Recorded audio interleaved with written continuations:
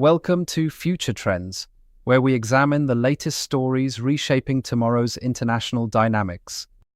This week's headlines: Ukraine drone deals build Gulf partnerships, IS targets Morocco and Spain, Germany to work with Syria to return refugees, China's Belt and Road neighbours wait for answers on fuel, fertiliser, and youth recruited on Snapchat for attempted Paris Bank of America attack.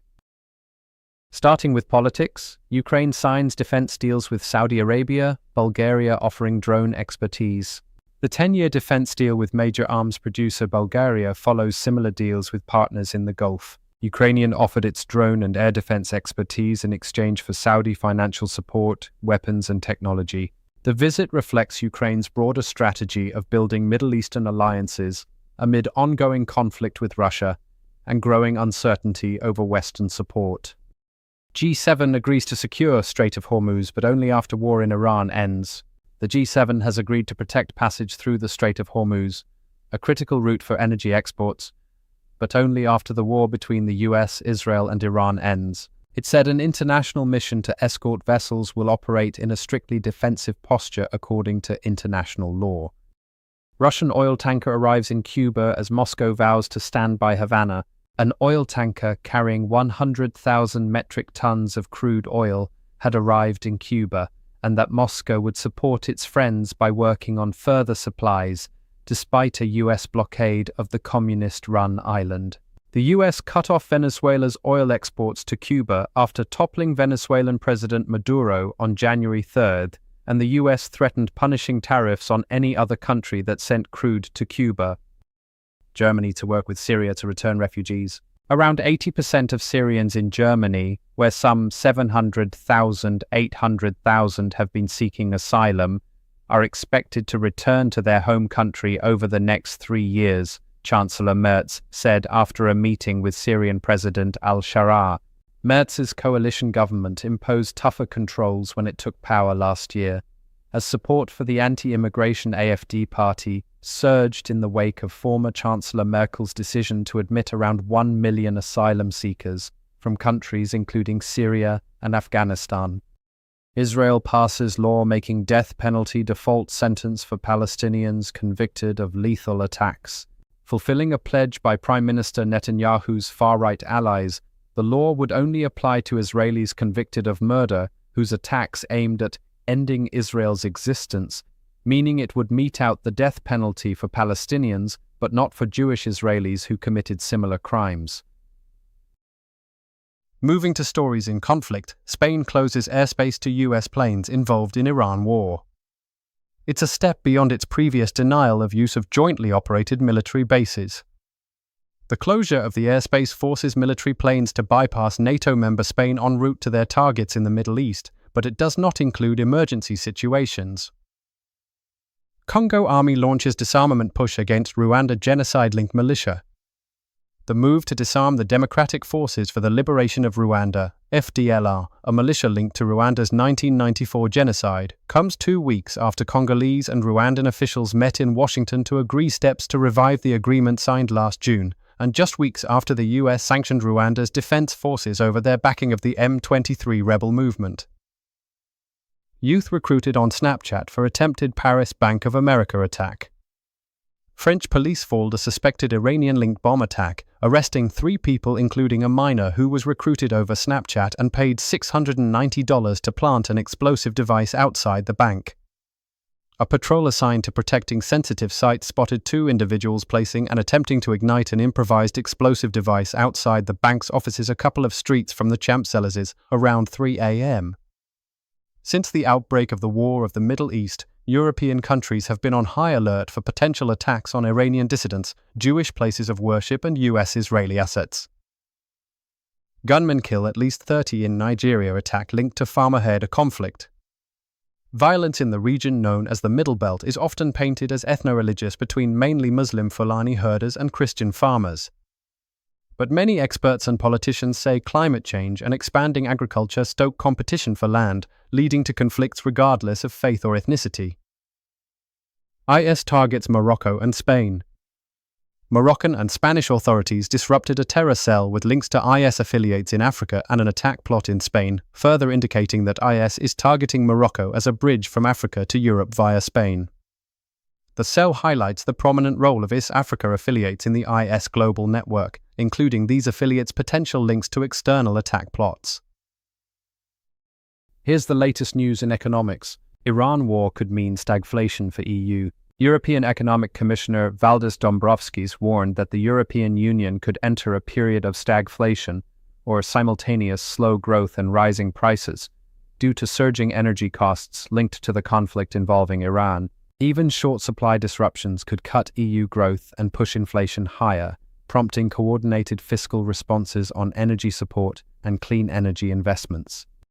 U.S. court overturned $16.1 billion judgment against Argentina over oil firm seizure. The ruling over the 2012 nationalization of oil company YPF found that breach of contract claims were unrecognizable under Argentine law. President Milei celebrated the decision as a major economic win for the debt-burdened nation. Brussels says Europeans should consider traveling less to avoid energy shortages. EU Commission letter reflects growing fears that the Iran war is sparking an all-out global economic crisis. A new way to measure poverty shows the US falling behind Europe. The time needed to get $1 in international dollars is 63 minutes in the US.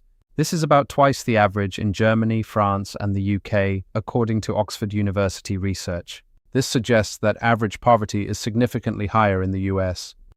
Why Chinese tech companies are using Hong Kong as launchpad.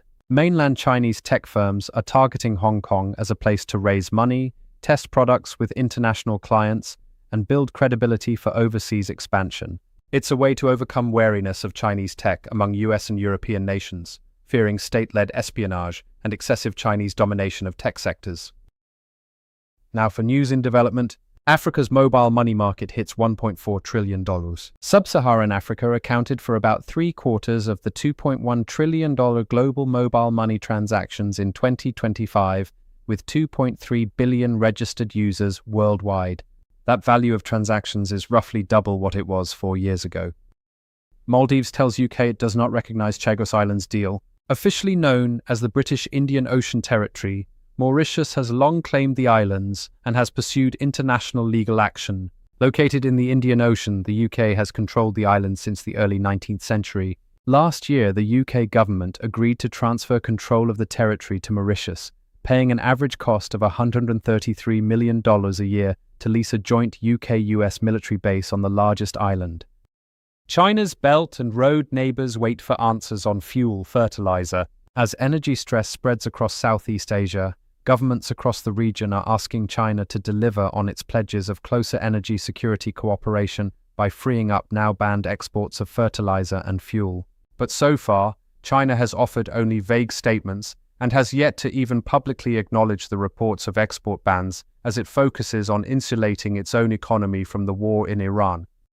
Germany turns to Indian workers to address skill shortages. Germany needs to attract 288,000 foreign workers per year, according to a 2024 study, or the workforce could shrink by 10% by 2040. It has been easier for skilled Indian workers to be able to work in Germany since the two countries signed a 2022 Migration and Mobility Partnership Agreement. In 2024, there were 136,670 Indian workers in the country, up from 23,320 in 2015. Brothers creating innovative artificial limbs for Africans. After Ubokobong Amanam lost his fingers in an accident, he teamed up with his brother, a special effects artist, to design a prosthetic that suited him. And now they run a thriving business making lifelike prosthetics for amputees across Africa. Millions of Africans cannot access prosthetics due to high costs and a lack of availability. Even when available, they are often designed for Western body types. Finally, our social news, US caused $10 trillion in climate damage since 1990. The Stanford-led study found the US economic damage through carbon emissions surpassed second-ranked China, ranked at $9 trillion. Developing nations bore disproportionate losses, reigniting debates over climate reparations and loss and damage funding. Sperm whale calf birth shows species share complex social cohesion. Around 10 sperm whales can be seen assisting a female as she gives birth in waters off the coast of Dominica. Then, the group, including some unrelated to the mother and calf, takes turns lifting the newborn calf to the surface to breathe over several hours as the young whale learns to swim on its own. The behavior suggests sperm whales have a cooperative instinct, previously thought to exist only between kin. New gene therapy quiets pain at source in brain, without opioids' addictive risks. Using AI to map how pain is processed, they created a targeted off switch that mimics morphine's benefits but skips its dangerous side effects. In early tests, it delivered lasting relief without affecting normal sensations. The discovery could mark a major step towards safer, non-addictive pain treatments. Arctic sea ice hits lowest winter level as heat hits breaks records. Arctic sea ice traditionally grows in winter, and ice levels are crucial to Earth's climate because without the ice reflecting sunlight, more heat energy goes into the oceans. Lack of sea ice in the Arctic creates new shipping routes and in doing so causes geopolitical disruptions. The shrinking Arctic sea ice came as temperatures broke March heat records across the US, Mexico, Australia, Northern Africa, and through parts of Northern Europe. NASA set for first crewed moon return in over half a century. The second Artemis mission is a critical test flight in humanity's broader lunar goals, as the US races to reassert leadership in space, faced with growing competition from China. 3 US and 1 Canadian astronaut will board NASA's Orion capsule and Space Launch System rocket for a 10-day test mission, swinging around the moon and back, a winding journey taking them deeper into space than humans have ever gone before. That's your Future Trends update for this week. Thank you for watching, and we'll see you next time with more stories reshaping our world.